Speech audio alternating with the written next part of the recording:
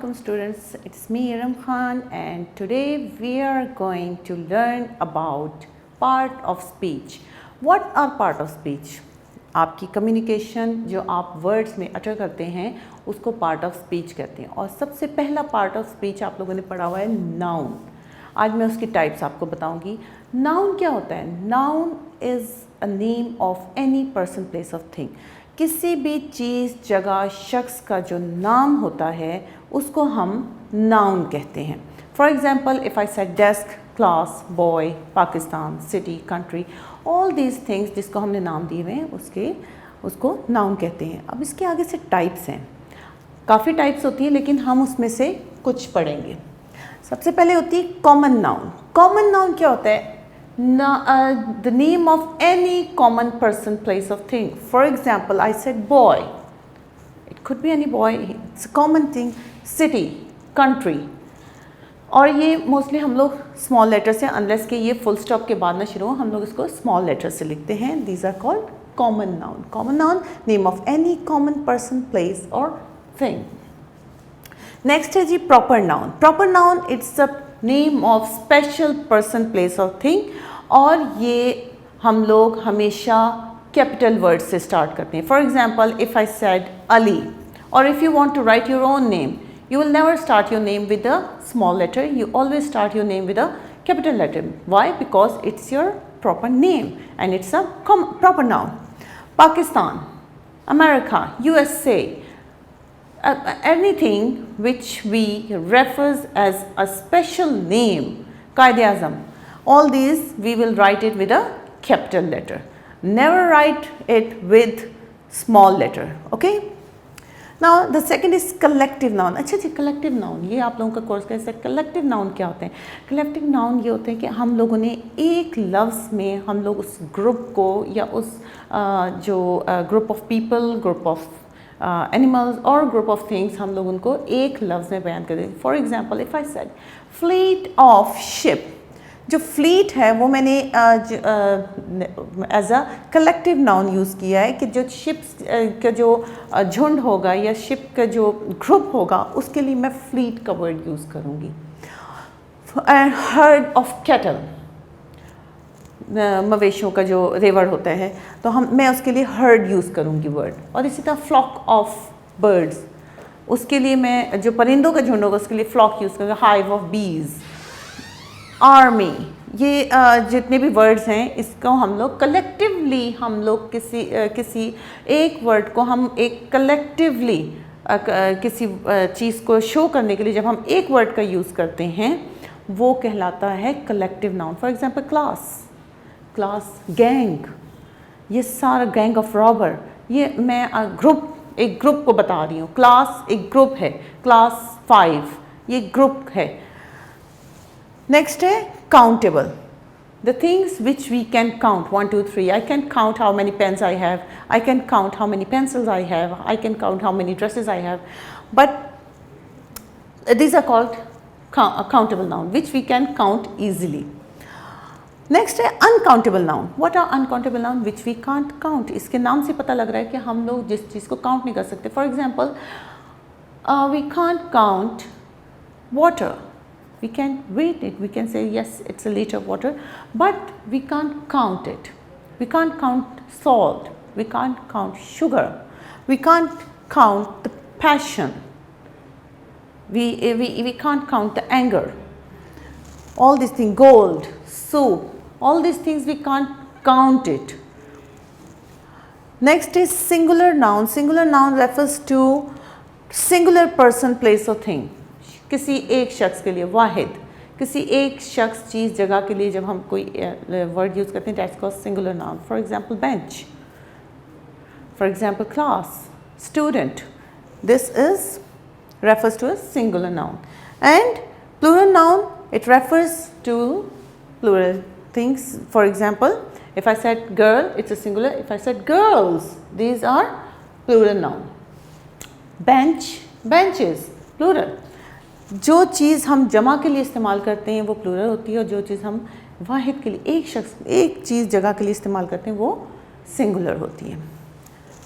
दोबारा से मैं आपको बता देती हूँ कॉमन नाउन क्या होता है। It's a name of any common person, place or thing.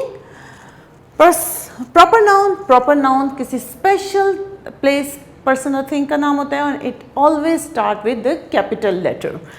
Next is collective noun, it a word used for the whole. And the second is countable noun, it could be it's we can count it. Uncountable, we cannot count. Singular for one person and plural more than one person, place or thing. And next we are going to learn about pronoun. जी students, मेरा ख्याल है आप लोगों को noun का समझ में आ गया होगा. Noun is a name of person, place और thing, any person, place of thing. Next जो पार्ट ऑफ स्पीच होता है वो प्रोनाउन होता है. प्रोनाउन क्यों किसे कहते हैं? The word use instead of noun. For example, my name is Iram Khan and I don't say कि इरम आती, इरम चाहती, इरम खाती. I instead of my name I will use a word I. तो आई जो है वो प्रोनाउन है because I am using it instead of my name. आगे से उसकी टाइप्स होती हैं. आज हम जो टाइप्स पढ़ेंगे वो पर्सनल प्रोनाउन पढ़ेंगे और पोजेसिव प्रोनाउन पढ़ेंगे. पर्सनल प्रोनाउन क्या होते हैं? जितने भी सब्स्टिट्यूट होता है प्रॉपर नेम थिंग का, जो प्रॉपर आपके पास नाउन होता है उसका जो सब्स्टिट्यूट होता है या उसके बजाय जो लफ्ज़ इस्तेमाल किए जाते हैं उसको हम पर्सनल प्रोनाउन कहते हैं. पर्सनल प्रोनाउन दो केसेस में यूज़ होता है, एक सब्जेक्टिव केस में और एक ऑब्जेक्टिव केस में. सब्जेक्टिव केस क्या होता है? I am doing my work. कौन काम कर रहा है? मैं सब्जेक्टिव केस हूँ. ठीक है, क्या काम कर रही हूँ? अपना काम, माई वर्क. तो मैं जो मेरा काम होगा वो ऑब्जेक्टिव केस होगा. जिस चीज़ पर काम हो रहा होता है वो ऑब्जेक्ट हो जाता है और जो काम कर रहा होता है वो सब्जेक्ट हो जाता है. तो सब्जेक्टिव केस में जब हम लोग पर्सनल प्रोनाउन यूज़ करते हैं तो we use these words I, और जब हम उसको ऑब्जेक्टिव केस में लेकर जाते हैं तो हम उसको मी कर देते हैं. ठीक है, वी, अस, यू को हम यू ही रहने देते हैं. He, him, she, her, they, them. सबसे पहले सब्जेक्टिव केस. सब्जेक्टिव केस में जैसे मैं कहूँ आई डू, आई गो, तो ये मैं काम कर रही हूँ. दे गो, शी गोज़. ये सारा कौन जो काम कर रहा है उसको हम लोग जब एज अ प्रोनाउन जब हम यूज़ करेंगे, the word we use instead of their name we will use these words. Objective case, जिस चीज़ के ऊपर काम हो रहा होता है, me, us, you, him, her, them. इसमें मिसाल इस तरह हम लोग ले सकते हैं जैसे she prepared cookies for me. उसने क्या बनाया? She prepared cookies for me. कौन काम कर रहा है? शी. तो ये सब्जेक्ट हो गया. क्या काम कर रही है? कुकीज़ बना रही है. और किस पर काम कर रही है? किसके लिए बना रही है? ये ऑब्जेक्ट हो गया. ठीक है, ये वर्ब है इसका जो ये काम कर रही है. ठीक है, इसी तरह आई जो काम कर रहा है, I have got her bag. तो यहाँ पर कौन काम कर रहा है? मैं. जाहिर है फिर मैं सब्जेक्ट हो गई. और I have got her bag, किसका बैग है मेरे पास? हर बैग. तो जो प्रोनाउन बाद में यूज़ होता है उसको हम ऑब्जेक्ट में ले जाते हैं. ठीक है, they are working with me. तो कौन काम कर रहा है? दे. और किस पर काम हो रहा है? एंड में. क्या हम कौन सा वो लगा रहे हैं जो सेंटेंस है उसके एंड में, वो क्या लगा रहे हैं? ऑब्जेक्ट हो गया ये. ठीक है, मोस्टली जो ऑब्जेक्टिव केस है वो eight the end of the sentence आता है और जो सब्जेक्टिव केस होता है जो काम कर रहा होता है वो mostly at the first of the sentence आता है एक्टिव वॉइस में. ठीक है, ये मेरा ख्याल है आपको समझ में आ गया होगा. ऑब्जेक्टिव केस पर्सनल प्रोनाउन जो होते हैं वो क्या होता है कि किसी भी प्रॉपर नेम थिंग या किसी भी चीज़ नाम जगह की जगह अगर आप कोई सब्स्टिट्यूट लगाएंगे यानी उसके बजाय उसके इंस्टेड ऑफ दैट लगाएंगे तो वो पर्सनल प्रोनाउन कहलाएगा. और पर्सनल प्रोनाउन के आगे से दो केसेस होते हैं कि वो ऑब्जेक्टिव केस में सब्जेक्टिव केस में आता है और ऑब्जेक्टिव केस में आता है. जब सब्जेक्टिव केस में आता है हम लोग I, we, you, he, she, they use करते हैं और ऑब्जेक्टिव केस में आता है तो मी, अस, यू, हिम, हर ये यूज़ करते हैं. और objective case most of the time sentence के एंड में यूज़ होता है और subjective case at the start of the sentence use होता है। नेक्स्ट आता है पोजेसिव प्रोनाउन। पोजेसिव क्या होता है? पोजेसिव यानी उसके नाम से पता लगता है कि अपनी पोजेशन शो कर रहा है, अपनी मिल्कियत शो कर रहा है। जब मैं कहूँगी this is a pen, I have a pen, जब मैं कहूँगी आई हैव अ पेन, तो ये मैं क्या कहूँगी? आई पर्सनली मैं अपने आप को बता रही हूँ, तो ये पर्सनल प्रोनाउन हो जाएगा। दिस पेन इज़ माइन, ये मैं अपनी मिल्कियत शो कर रही हूँ कि ये मेरा पेन है, तो ये पोजेशन शो हो जाएगी। ठीक है, जब आपके पोजेशन शो होती है तो वो पोजेसिव प्रोनाउन कहलाता है। और पोजेसिव प्रोनाउन के लिए हम लोग जो प्रोनाउंस यूज़ करते हैं वो ये होता है कि जब हम लोग अपने आप को डिफाइन कर रहे होते हैं, माई या mine, it's my book, it's my place, our या ours, this place is ours, this is our home, you की जगह योर आ जाएगा, this is your pen, yours obediently। हम लिखते हैं ना उसके लेटर के एंड में और उसके एंड में yours loving son, yours loving daughter लिखते हैं ना, तो ये yours possessive pronoun है। आप उनकी possession अपने ऊपर शो कर रहे हैं। he, if we define any boy, his। और जब हम किसी लड़की की बात करेंगे तो ऑब्जेक्ट ने, जब हम पर्सनल प्रोनाउन में भी हर यूज़ करते हैं, समटाइम उसका हर यूज़ करते हैं और हर्स भी यूज़ करते हैं। It's his dog, it's her home, it's hers।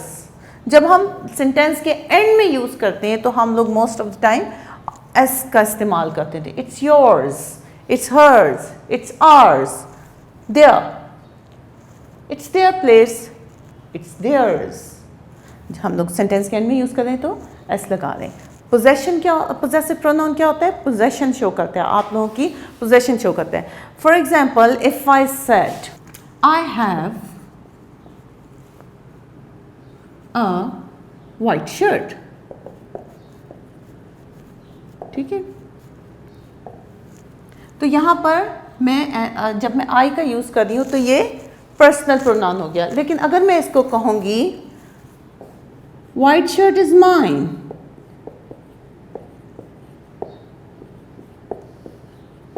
Mine, तो यहाँ पे मैं अपनी पोजेशन शो कर रही हूँ। At the end of the sentence आ गया, ठीक है। और यहाँ पर जब मैंने माइन का वर्ड यूज़ कर दिया तो यहाँ पे मैं अपनी पोजेशन शो कर रही हूँ, तो ये पोजेसिव प्रोनाउन हो गया और यहाँ पे ये पर्सनल प्रोनाउन हो गया, ठीक है। अब यहाँ पर हमारे पास बुक में भी कुछ एक्सरसाइज दी हुई है। गो थ्रू दैट एक्सरसाइज, जहाँ पर आप लोग खुद उसको आइडेंटिफाई करें कि कहाँ पर वो subjective pronoun as a subjective pronoun use हो रहा है, कहाँ पर वो ऑब्जेक्ट के तौर पे यूज़ हो रहा है और कहाँ पर वो पोजेसिव के तौर पे यूज़ हो रहा है। आप लोग उस एक्सरसाइज को गो थ्रू करें अच्छे तरीके से और इसके बाद इसके ऊपर अपनी तरफ से 5 sentences लिखें। 5 sentences use as a subjective personal pronoun, objective pronoun and then show the possession, show its possession। ये आप लोगों को ताकि प्रैक्टिस हो जाए कि आप लोगों ने किस तरह इन वर्ड्स को लेके चलना है, किस तरह इसकी और इसकी पोजीशन कहाँ है। ये देखें, जो पोजेसिव प्रोनाउन होते हैं most of the time it's eight the end of the sentence and the subjective pronoun most of the time they are at the start of the sentence, ठीक है। I hope you understand very well. Do practice at home, क्योंकि practice के बगैर grammar कभी भी नहीं आती है। टिल देन, अल्लाह हाफिज़।